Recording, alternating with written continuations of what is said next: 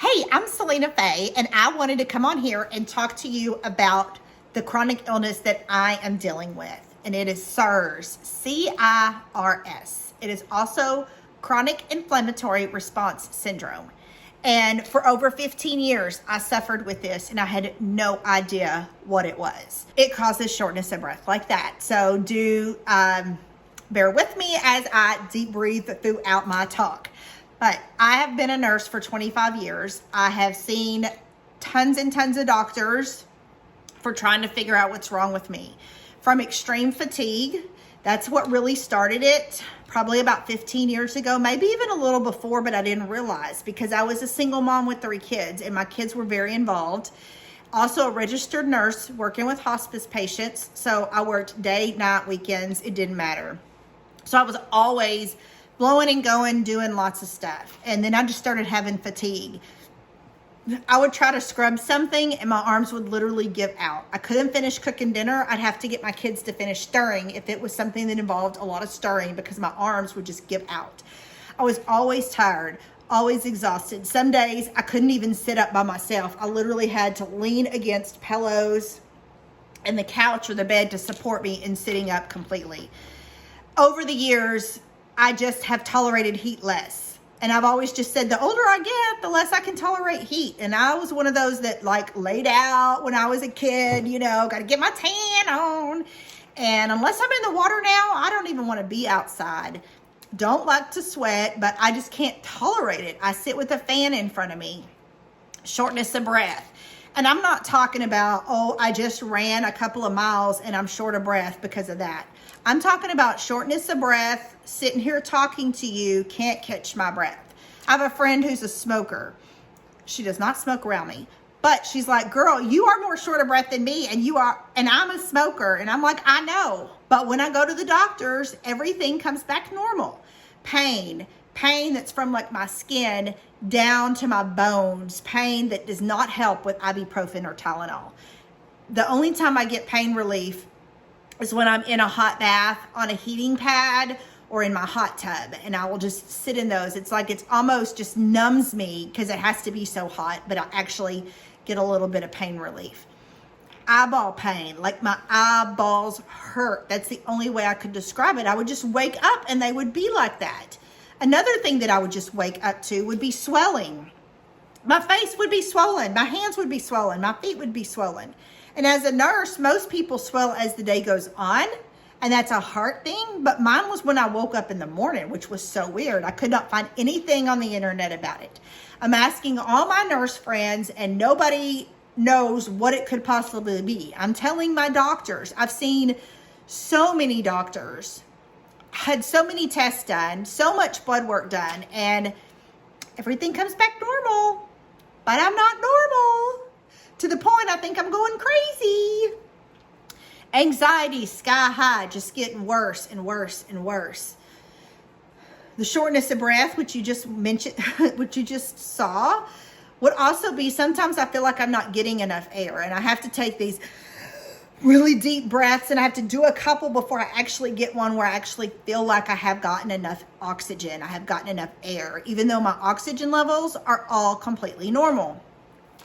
Another pain, stiffness. When I wake up in the morning, my body is so stiff. It's like I am like a sharp robot barely moving.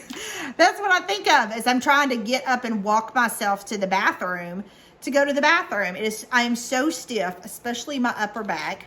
And this may be a little TMI, but you know what? I'm blunt, I'm real, and I'm telling it like it is. If I have a bowel movement, first thing waking up in the morning, I cannot reach my butt to wipe it completely. So I take a shower because I'm not going to go around with a dirty booty.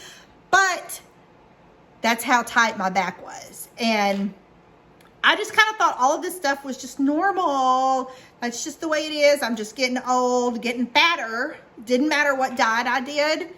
It would help a little bit. But then all my symptoms would come back.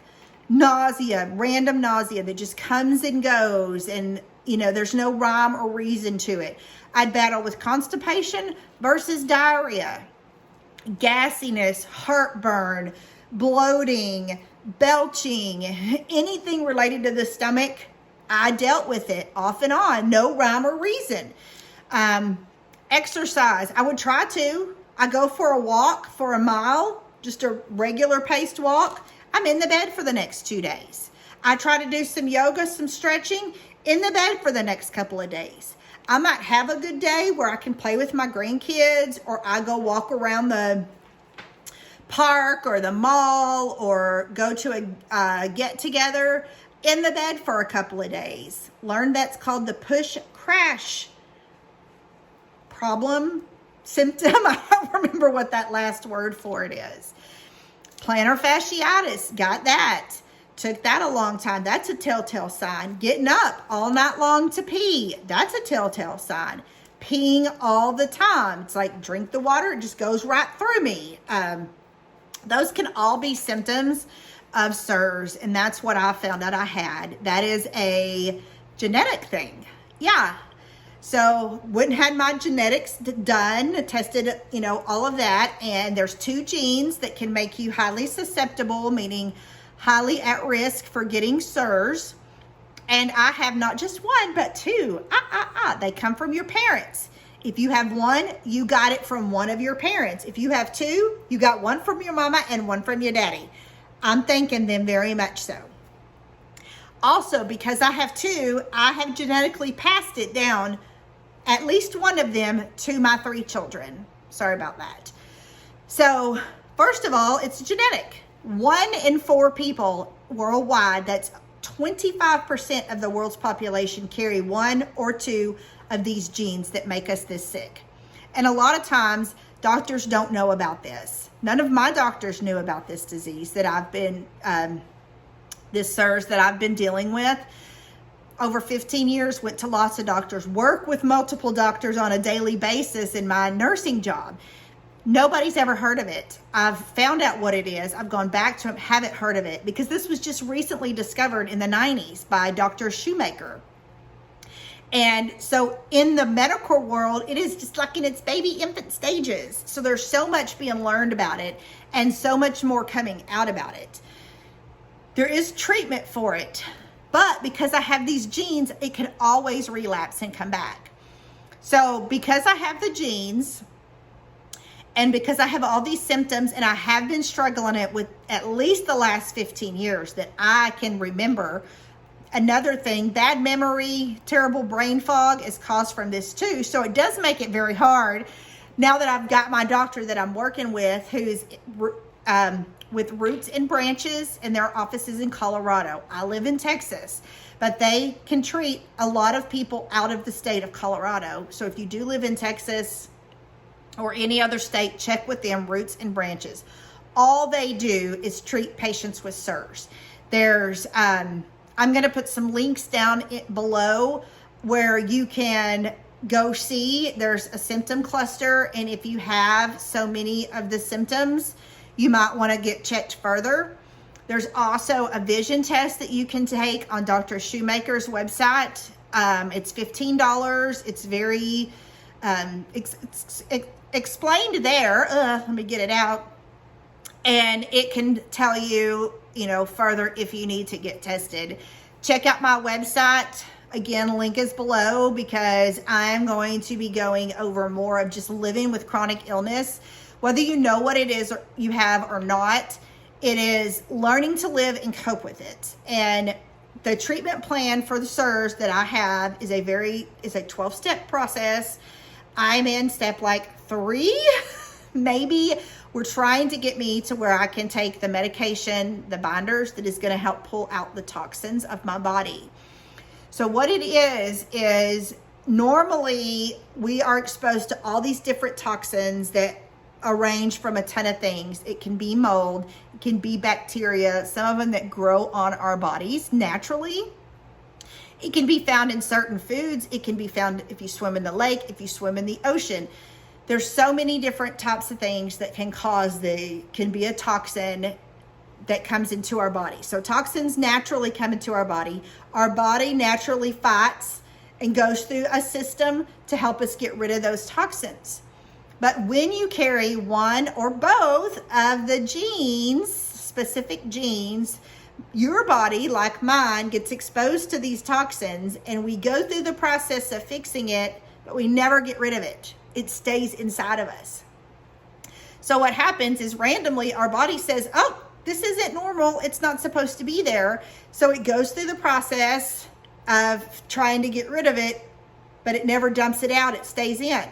And then it just keeps looping. And it may loop several times a day. It may loop several times a week.